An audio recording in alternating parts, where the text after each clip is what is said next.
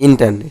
सुनने में ये वर्ड छोटा दिखता है मगर काम में इतना छोटा नहीं। इसको एक्सेस करके हम बहुत सारे काम कर सकते हैं। आज मैं इंटरनेट के ही बारे में बात करूँगा। ये सुन के आपके मन में ज़रूर कुछ सवाल आ रहा होगा, ये चीज़ क्या है, कहाँ से आता है, काम कैसे करता है, ऐसे बहुत सारे सवाल। इंटरनेट एक प्लेटफॉर्म जिसको यूज़ करके हम बहुत सारे डेटा को एक्सेस कर सकते हैं, जानकारी ले सकते हैं। सिर्फ इंटरनेट होने से ही हम लोग डेटा को एक्सेस नहीं कर सकते, उसके लिए और कुछ भी होना चाहिए, जैसे कि सोच लो वेबसाइट चाहिए और बहुत से। तो इंटरनेट आता कैसे? इंटरनेट आता है ऑप्टिकल फाइबर के नेटवर्क से। मतलब जैसे हम लोग हमारे मोबाइल को चार्ज देने के टाइम इलेक्ट्रिसिटी में मेरा मोबाइल का चार्जर प्लग इन करते हैं, उसके बाद उसका जो USB पोर्ट है उसको हम हमारे मोबाइल के साथ कनेक्ट करते हैं, उसके बाद इलेक्ट्रिसिटी को ऑन करते हैं। ऐसे ही हमारे मोबाइल चार्ज होता है। इसी तरह सिर्फ डेटा के बिल आने से इंटरनेट नहीं आता, इसके लिए भी बहुत कुछ करना पड़ता है। क्या करना पड़ता है? पहले 2 कंपनी अवेलेबल है, जो एक करता क्या है, इंटरनेट का जो केबल है वहाँ से वो इंटरनेट को प्रोवाइड कर देता है, मगर हमारे घरों में इंटरनेट नहीं आता। तो और एक कंपनी है वो उस सारे काम करता है। मतलब जो इंटरनेट प्रोवाइड करते हैं वो हमारे घरों में इंटरनेट को ले आते हैं, उसका डेटा नेटवर्क। और जैसे कि बहुत सारे मोबाइल टेलीकम्युनिकेशन कंपनी है, उसका खुद की नेटवर्क टावर है। तो जब इंटरनेट आता है वो डिजिटली आता है और डिजिटली आने के बाद वो सीधा आ जाता है मोबाइल के टावर में। वहाँ पे आने के बाद उसके साथ कनेक्ट होने के बाद इलेक्ट्रोमैग्नेटिक वे में हमारे मोबाइल में आता है। ऐसे ही हम लोग मोबाइल में इंटरनेट यूज़ कर पाते हैं। राउटर में इंटरनेट कैसे आता है, ब्रॉडबैंड में इंटरनेट कैसे आता है, डिजिटली ऑप्टिकल फाइबर के साथ कनेक्ट होके जो इंटरनेट आता है वो डिवाइड होके इलेक्ट्रिकली वे में हमारे मोबाइल, कंप्यूटर, लैपटॉप इसमें आ जाता है।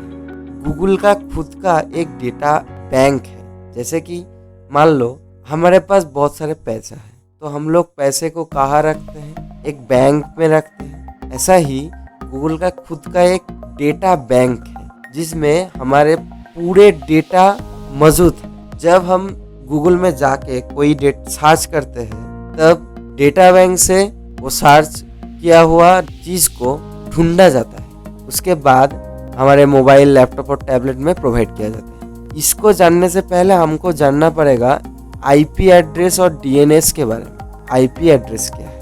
IP एड्रेस है इंटरनेट प्रोटोकॉल एड्रेस। जैसे कि हम घर में रहते हैं, हमारे घर का एक एड्रेस है, एक कोड है। इस कोड और एड्रेस को फॉलो करे हमारे घर में चिट्ठी आता है। ऐसे ही इंटरनेट जो यूज़ करते हैं हम लोग, तब हम लोगों को भी एक एड्रेस प्रोवाइड किया जाता है जो टेलीकम्युनिकेशन कंपनी है वो हमें प्रोवाइड करते हैं। जैसे कि बिना एड्रेस के कोई चिट्ठी नहीं जाता, ऐसे ही बिना IP एड्रेस के कोई इंटरनेट नहीं आता। DNS का मतलब है डोमेन सिस्टम नेम। जैसे कि मान लो हम अभी गूगल पे जाके सर्च कर रहे हैं YouTube, तो हमारे सामने YouTube ओपन हो जाएगा। कैसे आएगा YouTube? ऐसे बहुत सारे वेबसाइट है जिसका खुद का भी डोमेन नेम है और खुद का भी IP एड्रेस है। तो हम लोग कोई डेटा को सर्च करते हैं तब उसका पूरा डिटेल्स हमारे सामने आ जाता है। वो कौन देता है?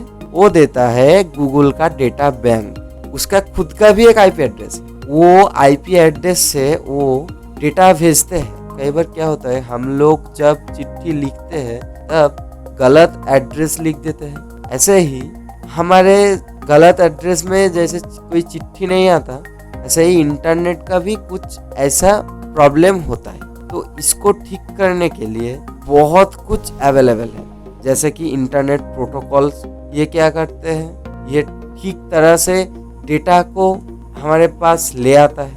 ये इंटरनेट एक ग्लोबल नेटवर्क है, इसको ठीक तरह से काम करने के लिए एक कंपनी जो इसका सारा जो इंटरनेट का सारे रूल्स, सारे काम ठीक तरीके से स्टोर करके रखते हैं, उसका नाम है ICANN। इसका हेडक्वार्टर अमेरिका में है।